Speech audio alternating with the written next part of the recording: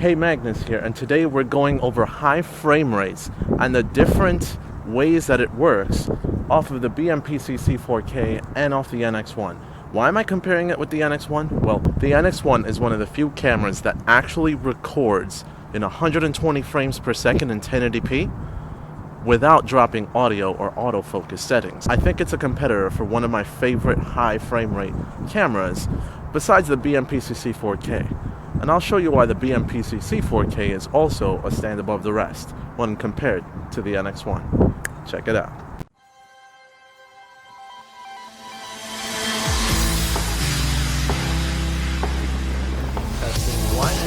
Behind you with like the clouds, the sky and everything, and still be able to see. We've got the Rode Video Mic. Here we go. M50. What do you guys think?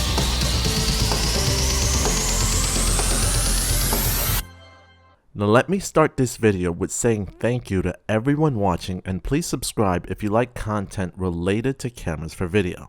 Anyway, let's talk about Slowmo. So Slowmotion is the basic act of recording high frame rates with your camera and then reducing the playback speed when editing to get a nice cinematic slow motion in what you're filming. You have the ability to slow down any recording as much as you want via software.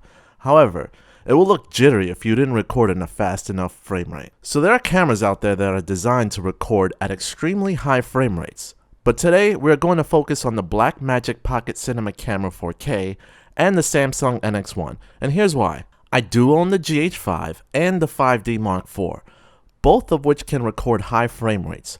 However, this brings up the first downside to recording slow motion in many expensive DSLR and mirrorless cameras. There is no autofocus or audio recorded with the footage. These cameras can deliver great quality with slow motion. However, you must keep in mind that you will not be able to use any audio in post, which means you won't be able to ramp the speed down on the footage, jump into the audio, then slow it up again should you have the desire to do so. Also, since there's no autofocus, you'll need to make sure that you can manually focus quickly so that you don't have too many frames that are completely out of focus, which can be frustrating. So that's a lead off to the NX1. The NX1 has the ability to record up to 120 frames per second in 1080p with autofocus and the ability to record audio. This allows for seamless recording of high frame rates with little to no worry for your focus, as well as the ability to cut from a speaking sequence straight into slow motion. The downside to keep in mind, however, is that the increased shutter speed required for smooth-looking slow-mo footage will cause anything playback in normal speed to look a bit jittery. But it's workable, and having the option is great. The BMPCC 4K has the ability to also record audio while recording at 120 frames per second. However, there's no autofocus while doing so, which means you'll still have to manually pull focus, but there's an advantage to using this camera when compared to most DSLR and mirrorless cameras of today.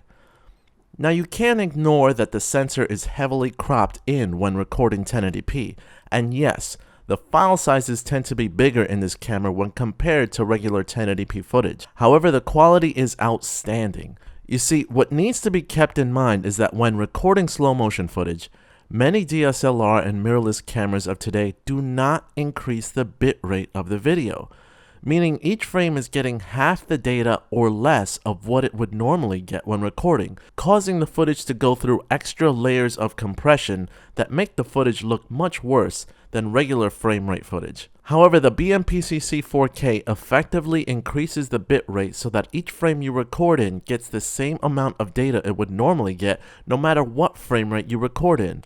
In other words, the quality doesn't take a dip. Check out this footage in 120p of the NX1. Then check out the BMPCC 4K. For slow motion footage, the increased bitrate is worth it, and honestly, I wish more manufacturers would take this into consideration when designing the ability to do slow motion, as well as giving us the ability to record audio.